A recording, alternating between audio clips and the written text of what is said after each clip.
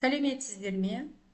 Бүгінгі дәрсіміздің тақырыбы дисграфияның сипаттамасы, оның түрлері мен себептері. Сабақтың жоспары.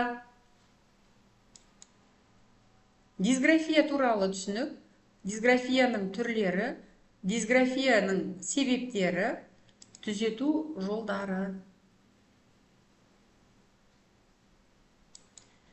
Дисграфия бұл жазу процесінің бұзылуы, яғни адамның тұрақты жазу қателіктері байқалады.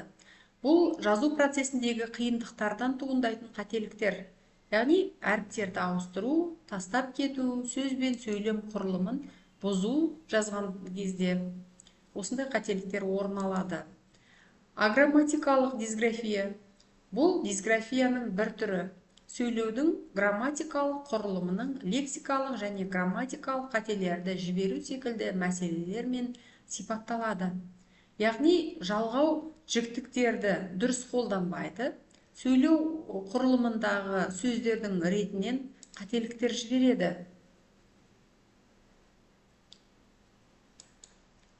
Келесі оптикалық дисграфия. Әріптердің графикалық формаларын қабылдаудағы қиындықтар. Яғни әріптердің жазылу формасын дұрыс ажырата алмау. Дисграфияның ішіндегі ең көп тараған түрі осы оптикалық дисграфия деп аталады. Келесі артикуляторлық акустикалық дисграфия естіген дыбыстарды дұрыс айта алмаудан туындайтын жазба қателіктері. Одан соң акустикалық дисграфия фонематикалық естудің бұзылуынан дыбыстарды ажыратудағы қиындықтар, яғни дыбысталу ұқсас әріптерді шатастыру, жазғанда қате жіберу.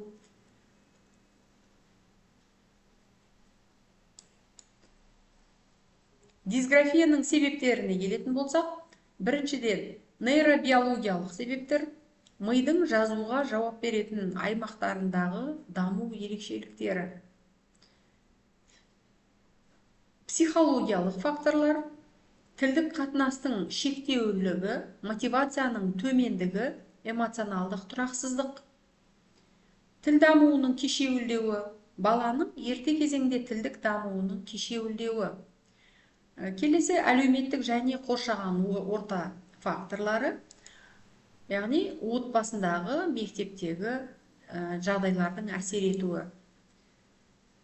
Келесі түзету жолдары. Логопедиялық жұмыс, арнайы жаттығулар, дыбыстарды ажырату, дұрыс дыбыстау және әріптерді тану дағдыларын дамытуға арналған жаттығулар. Екіншіден, дыбыстарды бекіту, баланың айтылымында қиындықтар туғызатын дыбыстарды дұрыс айтуды қалыптастыру. Үшінші, сөздік диктанттар. Баланың жазу барысында жиі қателесетін сөздерді жатқа жазу арқылы есте сақтау қабілеттерін жетілдіру. Бұл да түзету жұмыстарының бір жолы болып есептелінеді. Дисграфия бұл ерте анықтау мен мамандандырылған көмек қажет ететін күрделі жағдай. Оқытушылар, ата-аналар мен логопедтердің бірлескен жұмысы өте маңызды. Түзету жолдары мен арнайы жаттығуларды қолдану арқылы жазу дағдыларын жақсартуға болады. Яғни дисграфия бұл қазіргі дамыған заманда балалар біздің елімізде оқымаған бала жоқ, яғни барлық бала білім алу, жалпы орта білім алу тегін және міндетті деп есептеледі. Яғни барлық бала жалпы орта мектептен білім алуға міндеттеледі. Ол тегін жүзеге асырылады.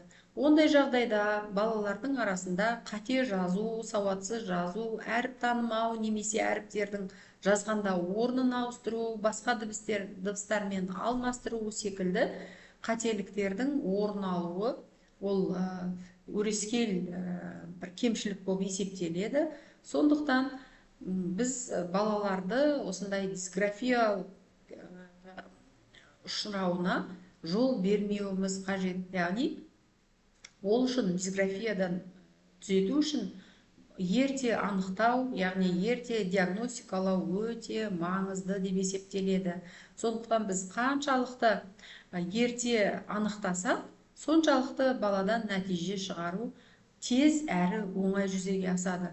Сондықтан да балалардың жазуына, оқуына, сөйлеуіне біз күнделікті баса назар аударып, оның әрбір қателігін түзеп отыруға міндеттіміз. Оған жауапты ата-аналар және мектептегі, балабақшадағы тәрбиешілер мен мектептегі мұғалімдер және логопедтер толықтай жауапты болып есептеледі.